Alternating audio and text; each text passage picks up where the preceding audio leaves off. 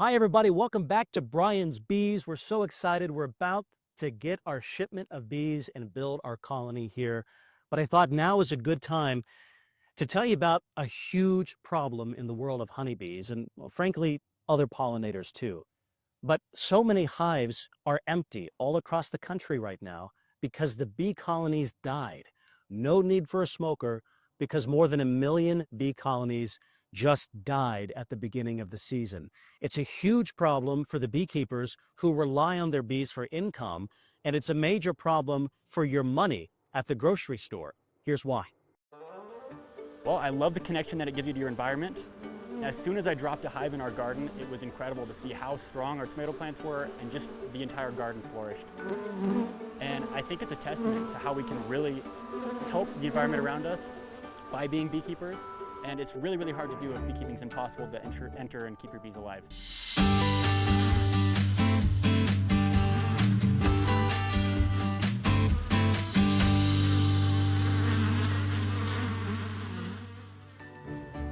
Andrew Hammond knows a lot about keeping bees alive. It's his hobby and his profession through his bee supply company, Honey Haven. And right now he's feeling pretty lucky because many of his bee colonies survived the winter. We'll lose about 1 in 10 hives, and we feel pretty ecstatic about that. But many beekeepers aren't feeling ecstatic, especially commercial beekeepers who make money through pollination services or, to a lesser extent, honey production. In fact, early this spring, when those beekeepers prepared to send their hives to California for the annual almond pollination, the extent of the problem became crystal clear. The colonies that they looked at and said, okay, this is 7 frames of bees. I can put this on a truck and send it to California and rent it to meet my contract. And then a few days to a week later, they would look at those colonies and it had dwindled down to a frame of bees or close to nothing and no longer worth putting on a truck, no longer rentable to pollinate almonds.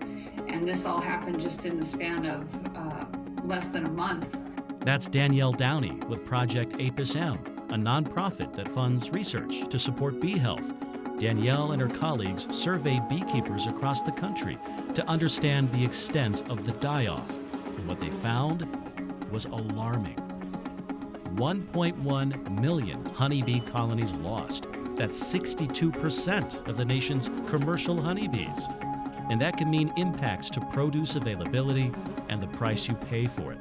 Crops that they go to after almonds also require a lot of colonies. So we've got berries and fruits and vegetables and seeds and all of those things. Without the pollinator to provide an abundant crop, there would be less of it, it would be less available and therefore more expensive.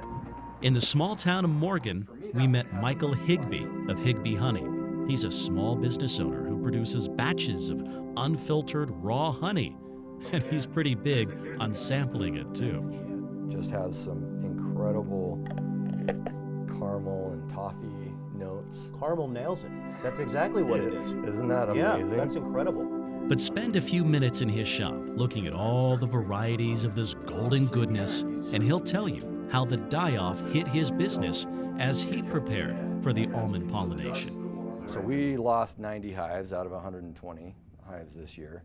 And so, for us, that's pretty significant.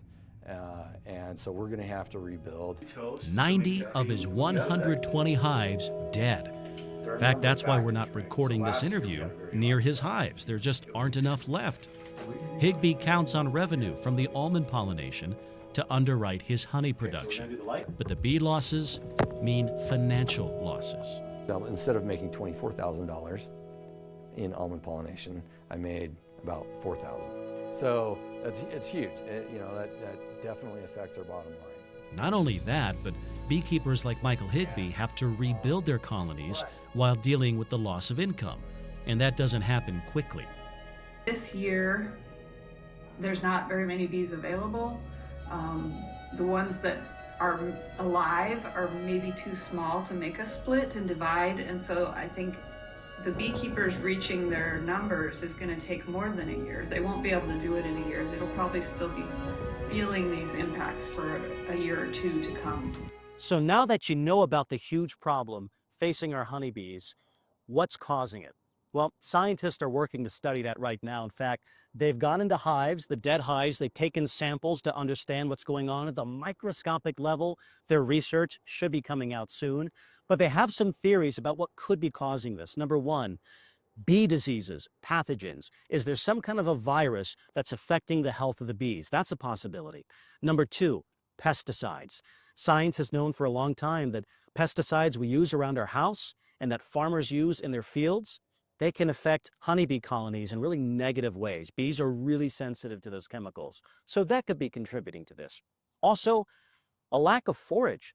There simply aren't enough flowers growing to give bees the adequate natural nutrition that they need. So what can you do to help?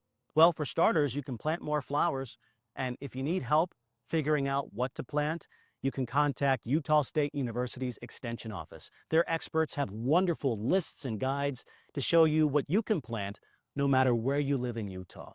You can also visit your local beekeepers, buy some honey off of them or other bee products they might have, because that revenue is going to help them rebuild their hives so the bees are ready to go next season. So there you are, empowered with some information to help. Thanks for joining us on this edition of Brian's Bees. We hope to see you right back here at the Hive next time.